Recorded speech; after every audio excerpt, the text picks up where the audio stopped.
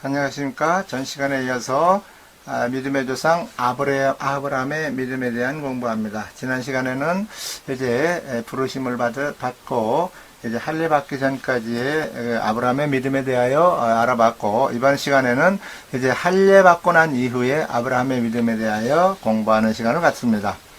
자, 하나님께서 아브라함과 세우신 할례의 언약의 그 의미가 과연 무엇일까요?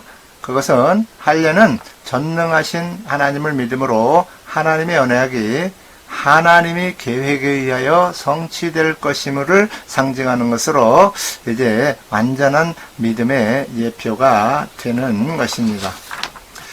갈라디아서 6장 12절에서부터 15절까지 말씀을 보면, 무릇 육체의 모양을 내려 하는 자들이 억지로 너희에게 할례를 받지 함은 그들이 그리스도로 십자가로 말미암아 박해를 면하려 함뿐이라.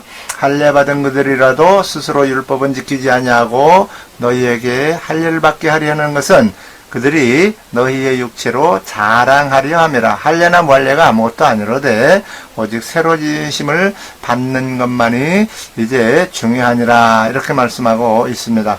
하나님은 13년 만에 아브라함에게 나타나셔서 아브라함이 나이 99세가 되었을 때죠. 너는 내 앞에서 행하여 완전하라고 하시며 할례를 받으라, 이렇게 명령하셨습니다.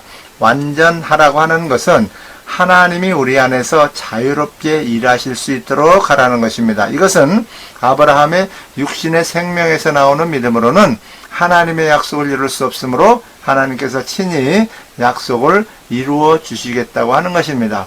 할례는 전능하신 하나님을 믿음으로 하나님의 약속은 하나님께서 친히 이루신다는 것을 온전히 신뢰하는 완전한 믿음의 예표가 되는 것입니다. 그래서 하나님은 할례를 내 언약이라고 표현하고 있습니다. 하나님은 아브람 곧 큰아비는 아브라함 곧 열국의 아비로, 사레 곧 큰어미는 사라 곧 열국의 어미로 이름을 바꾸어 주신 것입니다. 이것은 하나님의 약속이 성취된 새로운 존재로 만들어 주실 것을 확증하는 것입니다. 할례라고 하는 단어는 재물을 쪼개다라는 단어와 같은 의미입니다. 이 단어는 언약이라는 말과 복이라는 말과 같은 이러한 이제 말에서 나온 단어인데, 이처럼 성경의 언약이라는 단어는 모두 쪼개다라는 의미를 가지고 있습니다. 하나님은 쪼개지심, 즉 십자가 대속의 은혜로 이제 구원을 이루시기로 창세전에 언약을 하셨고, 이를 위하여 십자가 위에서 쪼개지셨고, 그로 말미암아 하나님의 백성들에게 복이 주어지게 된 것입니다. 이 전체 복음의 이야기를 몸에 흔적으로 새기는 것이 바로 할례라고 하는 것입니다. 다시 말하면 나의 구원을 위해 하나님이 피를 흘리고 쪼개지셨다는 것을 마음에 새기는 것이 할례의 참 의미가 되는 것입니다.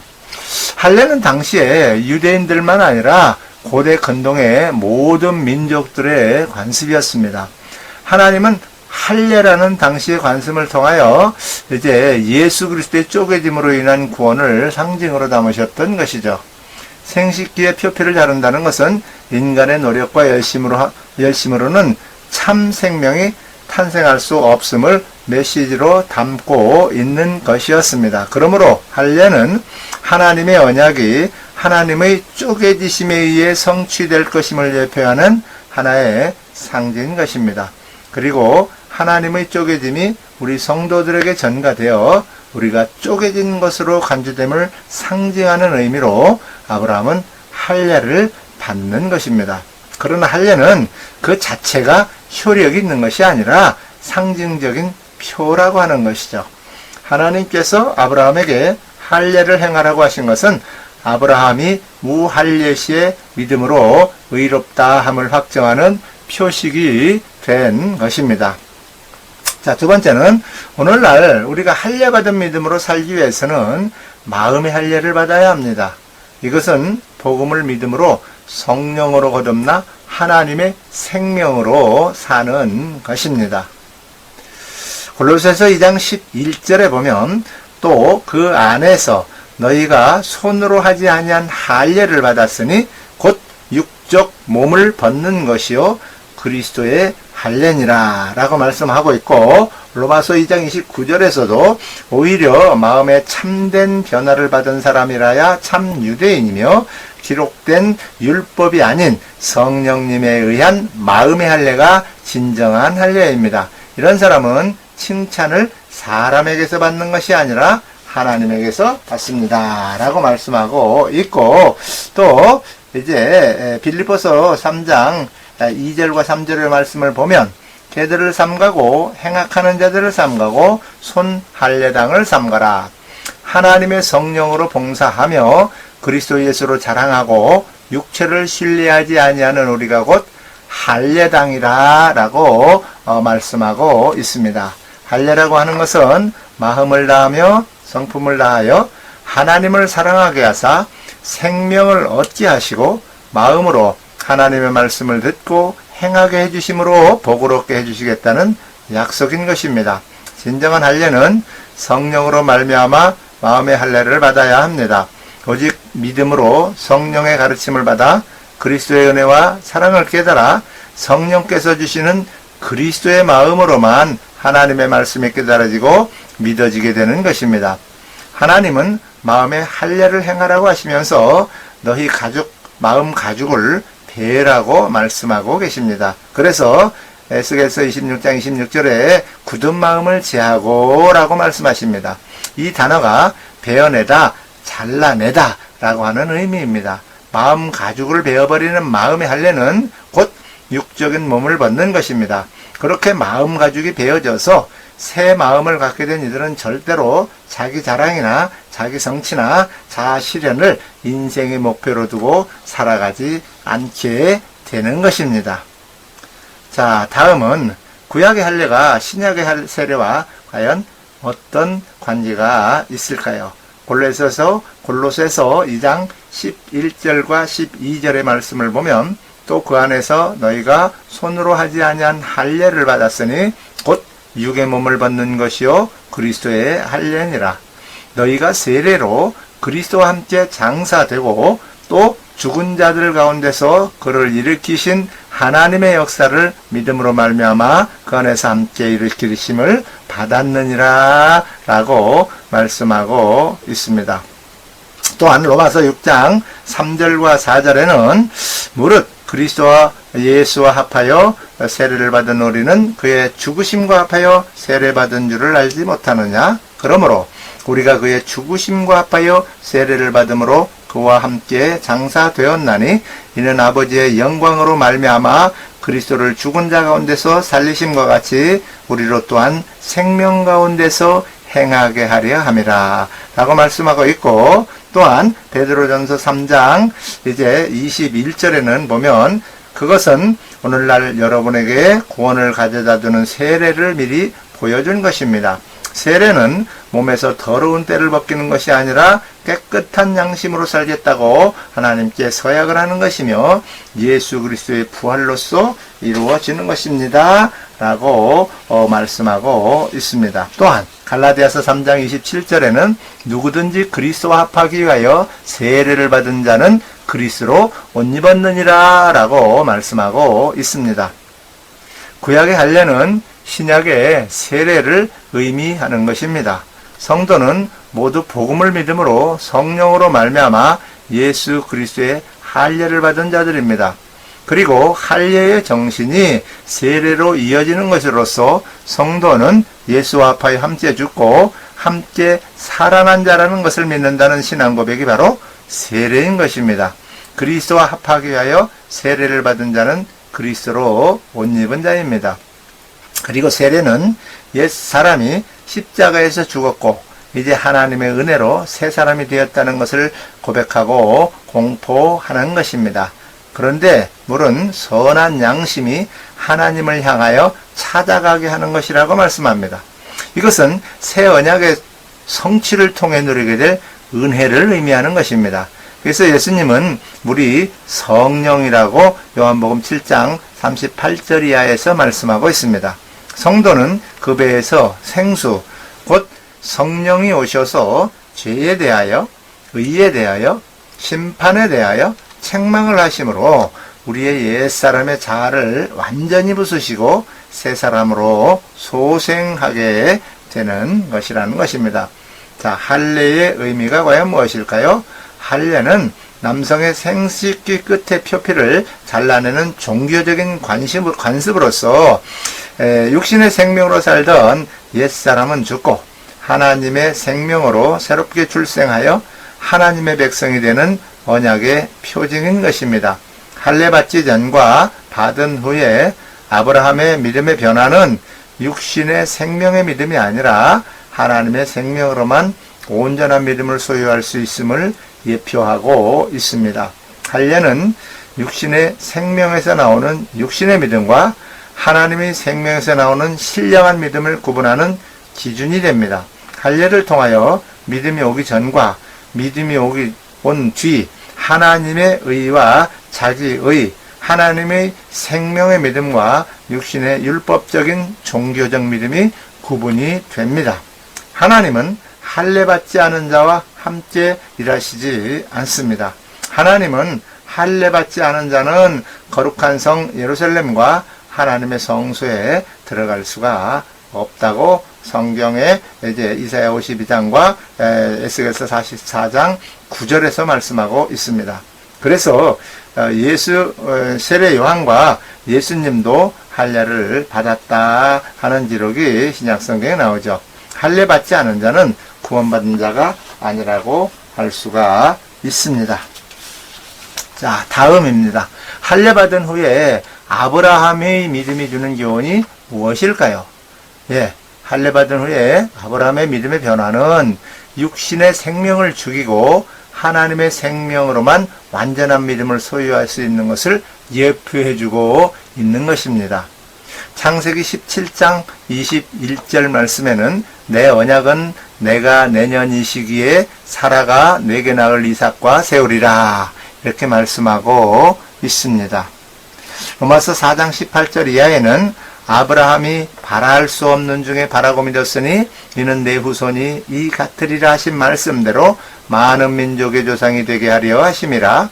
그가 100세나 되어 자기 몸이 죽은 것 같고 사라의 태가 죽은 것 같음을 알고도 믿음이 약하여지지 아니하고 믿음이 없어 하나님의 약속을 의심하지 않고 믿음으로 견고하여져서 하나님께 영광을 돌리며 약속하신 그것을 또한 능히 이루실 줄을 확신하였으니 그러므로 그것이 그에게 의로 여겨졌느니라 말씀하고 있습니다. 아브라함은 100세나 되어 자기 몸은 죽은 것 같고 사라는 형수가 끊어진 상태였지만 아브라함은 할례를 받은 후 하나님이 아들을 주시겠다는 약속을 믿는 완전한 믿음으로 변화가 된 것입니다. 하나님은 이 믿음을 바로 의로 여기셨습니다. 아브라함은 어떻게 우리의 경험과 상식으로는 말도 되지 않는 하나님의 약속을 믿을 수 있었을까요? 그것은 바로 할례 받은 믿음이었기 때문이라고 하는 것입니다. 하나님의 약속은 하나님이 주신 믿음으로만 순종할 수가 있는 것입니다. 할례를 받기 전에는 하나님이 여호와라는 사실을 온전히 믿을 수 없습니다. 그래서 아브라함은 육신의 생각과 마음, 곧 사람의 지식과 경험으로 하나님의 말씀을 듣고 마음으로 비웃었습니다. 다시 말해 하나님은 말씀하시면 반드시 그 말씀을 이루시는 전능하신 여호와라는 사실을 온전히 믿지 못하였기 때문에 그런 것입니다. 그러나 할례를 행한 후 아브라함이 100세가 되던 해에 하나님은 다시 내년 이맘때 내가 반드시 내게로 돌아오리니 이제 내 아내 사라에게 아들이 있으리라고 말씀하시고 아브라함은 하나님이 여호와이심을 믿는 온전한 믿음을 고백하게 됩니다. 이것은 할례를 행한 후 곧 육신의 생명을 죽이고 하나님의 생명으로만 온전한 믿음을 소유할 수 있음을 예표하고 있습니다. 그래서 하나님은 이제 아브라함에게 너는 내 앞에서 행하여 완전하라고 말씀하신 것입니다.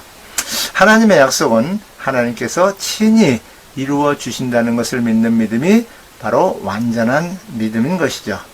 자, 둘째, 할례받은 믿음은 나그네를 대접하고 그리고 타인을 위한 중보의 삶으로 나타날 뿐만 아니라 하나님의 계획을 깨닫고 그리고 하나님의 일하심을 보고 누릴 수가 있게 됩니다. 히브리서 13장 1절에는 형제 사랑하기를 계속하고 손님 대접하기를 잊지 말라. 이로써 부지 중에 천사들을 대접한 일들이 있었느니라 라고 말씀하고 있죠. 또한 창세기 이제 19장 29절에 보면 하나님이 그 지역의 성을 멸하실 때 곧 롯이 거주하는 성을 엎으실 때에 하나님이 아브라함을 생각하사 롯을 그 엎으시는 중에서 내보내셨더라 기록하고 있습니다. 할례 언약 속에 들어있는 언약 백성의 특징은 나그네 대접과 타인에 대한 중보의 삶이라고 하는 것을 보여주고 있습니다. 하나님은 아브라함에게 할례를 행하신 후에 소돔과 고모라 성의 멸망 사건을 통하여 죄를 심판하시고 기도에 응답하시며 의인을 구원하시는 하나님을 보여주고 있습니다. 할례를 받아 거듭난 자들이 추구해야 하는 삶은 의인의 구원과 악인의 심판을 보고 준비하는 삶을 살아가는 것입니다. 할례받은 믿음은 하나님의 계획을 깨달을 수 있을 뿐만 아니라 하나님의 일하심을 보고 누릴 수가 있게 되는 것입니다. 다음 세 번째, 하나님은 아브라함과 사라의 믿음을 온전하게 하셔서 하나님의 약속을 이루시고야 마시는 여호와 하나님이시죠. 창세기 21장에 보면 여호와께서 말씀하신 대로 사라를 돌보셨고 여호와께서 말씀하신 대로 사라에게 행하셨으므로 사라가 임신하고 하나님이 말씀하신 시기가 되어 노년의 아브라함에게 아들을 낳으니 라고 기록하고 있습니다. 또한 히브리서 6장 13절에도 하나님이 아브라함에게 약속하실 때에 가리켜 맹세할 자가 자기보다 더 큰 이가 없으므로 자기를 가리켜 맹세하여 이르시되 내가 반드시 너에게 복주고 복주며 너를 번성하게 하고 번성하게 하리라 하셨더니 그가 이같이 오래 참아 약속을 받았느니라 라고 말씀하고 있습니다. 아브라함은 할례를 받은 후에도 그랄 왕 아비멜렉에게 또 아내 사라를 누이 동생이라고 속입니다. 애굽에서의 불신앙 행동을 똑같이 반복하고 있는 것입니다. 할례를 받았다고 해서 믿음이 완성되는 것은 결코 아닙니다. 믿음은 성장의 과정을 통해서 이제 완성되어 가는 것이라고 할 수가 있습니다. 하나님은 아브라함의 반복되는 그러한 불신앙의 행동에도 불구하고 이제 아브라함을 책망하지 않으시고 오히려 아비멜렉에게 나타나서 사라를 손대지 못하게 하시고 그 가정에 태의 문을 닫으셨다고 기록하고 있습니다. 하나님이 무자한 아비멜렉을 위해서 기도하자 하나님께서는 아브라함의 기도를 들어주시고 아비멜렉 집에 태를 열어주십니다. 이 사건을 통해서 하나님은 약속의 후손인 이삭을 잉태할 그러한 사라의 순결성을 지키시며 보증해 주셨고 또한 하나님의 약속을 비웃었던 사라는 태의 문을 열고 닫으시는 하나님을 온전하게 믿게 되었습니다. 이미 경수가 끊어진 자신을 통해서도 자녀를 주실 것을 믿을 수가 있었던 것입니다. 하나님께서는 아브라함과 사라의 부족한 믿음을 온전하게 하셔서 하나님의 약속을 이루시고 경건한 믿음의 후손을 세우고야 마시는 여호와 하나님이십니다. 여호와께서는 말씀하신 대로 사라를 돌보셨고 말씀하신 대로 사라에게 행하셨으므로 사라가 임신하고 하나님이 말씀하신 시기가 되어 노년의 아브라함에게 아들을 낳게 됩니다. 이처럼 하나님은 약속의 말씀을 믿는 자에게 반드시 약속을 이루어 주시는 여호와 하나님이시라고 하는 것입니다. 자, 다음 아브라함에게 주신 하나님의 시험을 통해 주시는 교훈이 과연 무엇일까요? 첫 번째는 아브라함은 영생하시는 하나님을 고백하고 하나님을 약속을 반드시 이루시는 여호와이심을 믿는 믿음을 인정받게 된 것입니다. 이제 로마서 4장 17절에 보면 기록된 바 내가 너를 많은 민족의 조상으로 세웠다 하심과 같으니 그가 믿은 바 하나님은 죽은 자를 살리시며 없는 것을 있는 것으로 부르시는 이시니라 라고 이제 기록되어 있고, 히브리서 11장 17절에서 19절 말씀에는 아브라함은 시험을 받을 때 믿음으로 이삭을 드렸으니 그는 약속을 받은 자로 돼 그 외아들을 드렸느니라. 그에게 이미 말씀하시기를 네 자손이라 칭할 자는 이삭으로 말미암으리라 하셨으니 그가 하나님이 능히 이삭을 죽은 자 가운데서 다시 살리실 줄로 생각한지라 비유컨대 그를 죽은 자 가운데서 도로 받은 것이니라 이렇게 기록하고 말씀하고 있습니다. 아브라함은 아비멜렉과 브엘세바에서 화친의 약을 맺습니다. 그리고 영생하시는 여호와의 이름을 불렀다라고 기록하고 있습니다. 영생하시는 하나님을 믿는 믿음은 영원히 살아계신 하나님과 죽어도 다시 살리시는 하나님을 고백하는 믿음입니다. 하나님께서는 영생하시는 하나님을 고백한 아브라함의 믿음을 시험하십니다. 사랑하는 독자 이삭을 모리아산에서 번제로 드리라고 명령하십니다. 번제는 불로 태워 연기로 드리는 그러한 제사 방법입니다. 아브라함은 어떻게 말도 안 되는 하나님의 명령을 순종할 수가 있었을까요? 아브라함은 영생하시는 하나님을 믿었고, 또한 하나님은 자신이 하신 약속은 무슨 일이 있어도 반드시 이루신다는 것을 믿었기 때문에 그렇습니다. 이삭을 통해 후손을 주시겠다고 이미 말씀하신 하나님은 말씀을 반드시 이루시는 여호와 하나님이시므로 자신이 지금 이삭을 죽여가지고 번제로 드린다 할지라도 하나님은 다시 살리셔서 하나님이 하신 약속을 반드시 이루실 것을 믿은 것입니다. 믿음은 육신의 생각과 마음으로는 말도 안 되지만 영생하시는 하나님은 약속을 반드시 이루시는 여호와 하나님이심을 믿고 순종하는 것으로 완성이 되는 것입니다. 자, 두 번째는 여호와 하나님을 온전히 믿는 아브라함의 믿음 위에 아브라함의 씨로 말미암아 대적의 문을 얻을 자 곧 그리스도를 보내주실 것을 약속해 주신 것입니다.